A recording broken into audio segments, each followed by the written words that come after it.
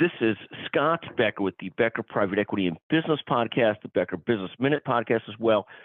Thrilled today to be visiting with Mark Porter. Mark's the Chief Executive Officer of Highwire Networks. He's going to talk to us sort of about what Highwire does, about his career, big priorities this year, what he's most excited about, and a lot more. Mark, can you take a moment and introduce yourself and tell us about Highwire Networks? Sure. Well, thanks for having me, Scott. It's a pleasure to be here. I am the Chief Executive Officer of Highwire Networks. We've been around for about 23 years now, a little over, and it has really been our focus to deliver services around the United States and around the world for some of the largest technology resellers in the world. And we like to say we're kind of the least known big player in the industry. We serve just about every major financial institution, hospitality chain, restaurant, retail, and the biggest brands in the world. And because we always are doing it with our best in class partners, nobody really knows who we are. And tell us about how you got into this business. You're in the cybersecurity business, I understand. Tell us a little bit about what you do for technology companies, for customers, for so forth. Tell us what you do. Sure. Well, for the last 23 years, we really, while the company has changed what we do, we really never have changed how we do it, which is we've always gone to market through business partners. So the likes of, AT&T and Verizon and big carriers in the beginning, and proud to say like those are still customers today, 23 years later, and every major technology reseller out there. So what we've done is always delivered services for them and done it under their brand. And we do it today we do it in a very tech-enabled way. Think about the Uber for technical services, if you will, in a way. And then we really, in the last 3 years, have focused our energy on building what we believe and what was recently validated by Frost & Sullivan as an exceptional managed cybersecurity company with a strategy that's very unique and focused on one thing, which is delivering really great protection for our partners and their clients. And talk about how you sort of evolved into cybersecurity, managed cybersecurity.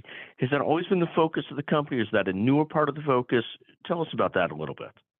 Well, it's definitely a newer part. It's 2 or 3 years in the making at this point. And like most things, we evolved into doing it because of our customers. Everything we do starts with, is this something our customers need? Is this something our customers want? And in listening to our customers, we were asked frequently about more managed services and then specifically about managed cybersecurity services. And we decided in 2019 to start investing in it and building it out. And it took a while to get to a minimum viable product. But as we really have over the last couple of years gone from that to, now serving over 1,000 customers with over 250 business partners who resell the portfolio. And we're excited about the growth as it continues. When you think about go-to-market strategies, we see so many companies that develop sort of minimum viable product or a product or whatever their product is, and then they have to take sort of two possible forks in the road. They're either going to sell direct or they're going to sell through channel partners. Would you mind taking a moment for our audience as to why it's so important, if you want to gain scale, at least for most companies, to use channel partners versus just direct grassroots oneself? Do you mind taking a moment on that subject? No, I think it's really important. Thank you. We see most organizations looking for direct sales first because that's what they know and because building a channel is hard. And then when they hit a wall, they magically get some religion and decide they're going to be channel focused. And, we believe that's a real challenge. And we see a lot of companies struggle with it because there becomes an inherent conflict with your channels when you're selling direct in some cases.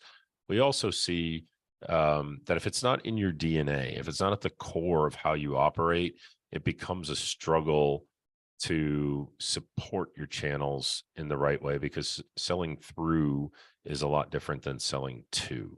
So that's really, we have from the very beginning done this, and over the last couple of years built some specific channels. Like I said, almost 250 strong at this point over the last couple of years around the managed cybersecurity.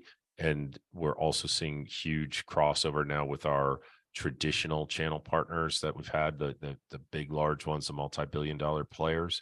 But the reason they're embracing it is because they understand with our, the very nature of our channel only focus, that we're only there to support them. We only win when they do. It's a you plus us story.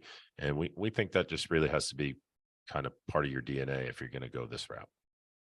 But it's very, very important. And as you said earlier, if you go the direct route, for most companies, at some point you plateau, because unless you're going to build a huge mega sales force, and you end up really managing, you spend a lot of time, your customers are your partners, really, taking care of your partners that take care of the ultimate customer or user of your product.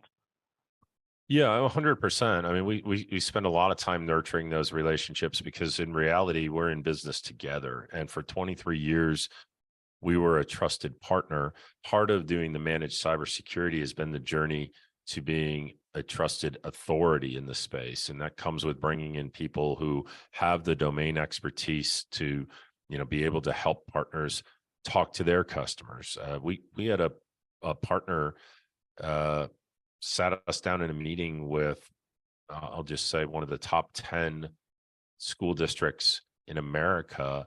And we were alone. They were there on the phone. They trusted us enough in that relationship to have this meeting directly with their client to help strategize and show them how to take existing headcount budgets and turn it into managed service budgets.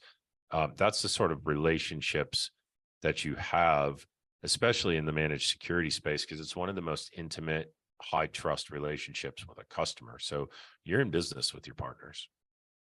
And talk about this concept of high trust. It's so important, because someone who you're working with is letting you into their network, and if they can't trust you, you can't do your job, because you have to be in their network to do managed cybersecurity in the right way. Is that a fair statement?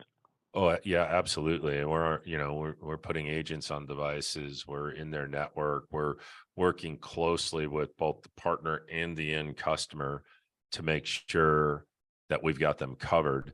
And while we're bringing forth things that we find, we're bringing forth anomalistic behaviors, right? They might be benign, they might be malicious.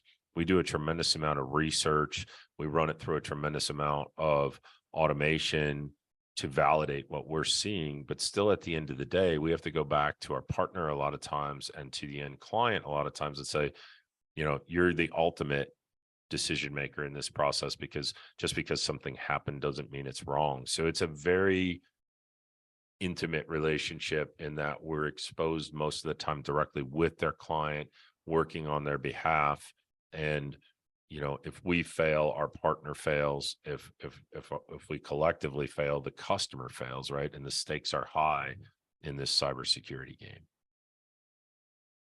Thank you very much. And take one moment on, as you grow this part of the business, what are you most focused on and excited about for the rest of this year, 2023? Well, we've recently completed a major milestone, which we announced a few weeks ago.